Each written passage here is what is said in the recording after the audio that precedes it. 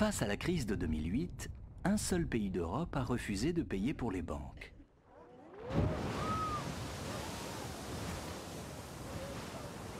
L'Islande. C'est une île, donc les gens se connaissent, etc. Ils partagent des histoires ensemble, ils sont là l'hiver, ensemble, pas seulement l'été, quand les touristes viennent les voir, et c'est petit, bien. Donc, profitant de cette particularité-là, ils ont une attitude absolument magnifique, ça veut dire qu'ils sont allés dans les banques et ils ont dit, hop, on sort les actifs domestiques, donc les avoirs des Islandais, voilà. Tout ce qui est actifs étrangers, tout ce qui est activité spéculative, tout ce qui est ce avec quoi les gens se sont gavés pendant des années, terminé, on fait défaut. Suite à la crise des subprimes, la banque privée islandaise Icesave et sa maison mère Landsbanki doivent rembourser 4 milliards de dollars à des clients hollandais et britanniques. Le gouvernement annonce qu'il prendra en charge cette dette privée.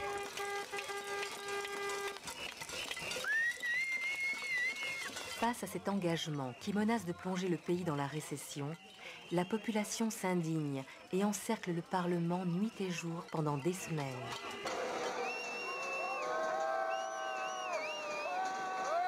Cette résistance de la population islandaise plonge la communauté financière dans la consternation.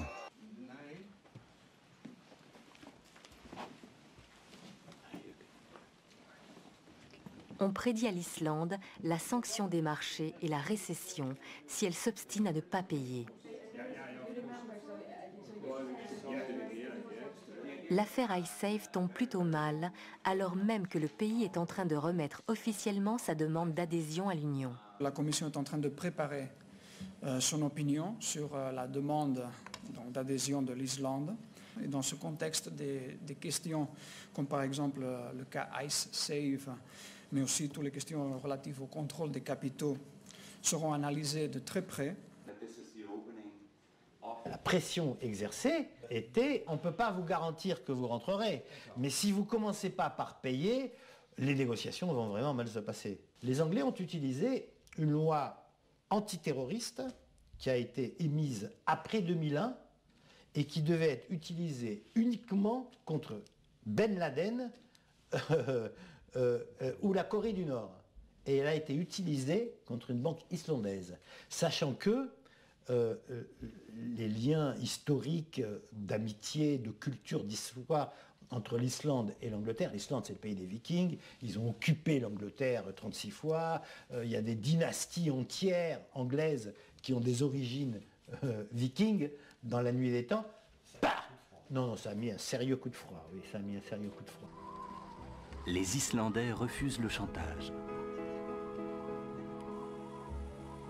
Ils se donnent rendez-vous devant la maison du président. Au petit matin, ils arrivent de toute l'île pour lui demander d'organiser un référendum sur le remboursement de la dette.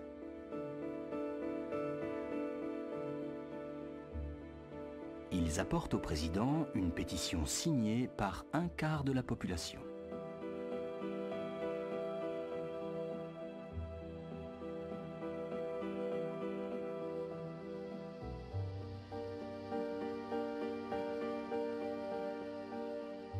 Face à cette mobilisation, le président islandais accepte d'organiser le référendum.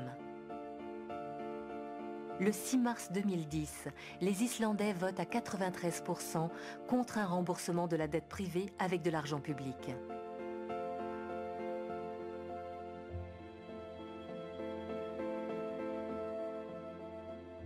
Ce qui s'est passé en Islande, c'est ça qui est normal. C'était une dette privée de banquiers privés vis-à-vis de banques privées. On ne peut pas payer, on fait faillite. Et donc celui qui a prêté indûment subit. Je veux dire, la situation dans laquelle on met l'État responsable d'une dette privée est totalement anormale. L'enfer prédit aux Islandais ne se révèle pas si terrible. Au bout de 2 ans, le pays renoue avec la croissance. Un rétablissement plutôt rapide. comme les choses vont mieux, une partie des actifs se valorise et reprennent de la valeur. Donc ce qui était totalement impensable à un moment, payer ces 4 milliards, le devient maintenant parce que les choses allant mieux, les actifs de Landbanski prennent de la valeur et donc ils peuvent imaginer payer 4 milliards et éviter une crise majeure.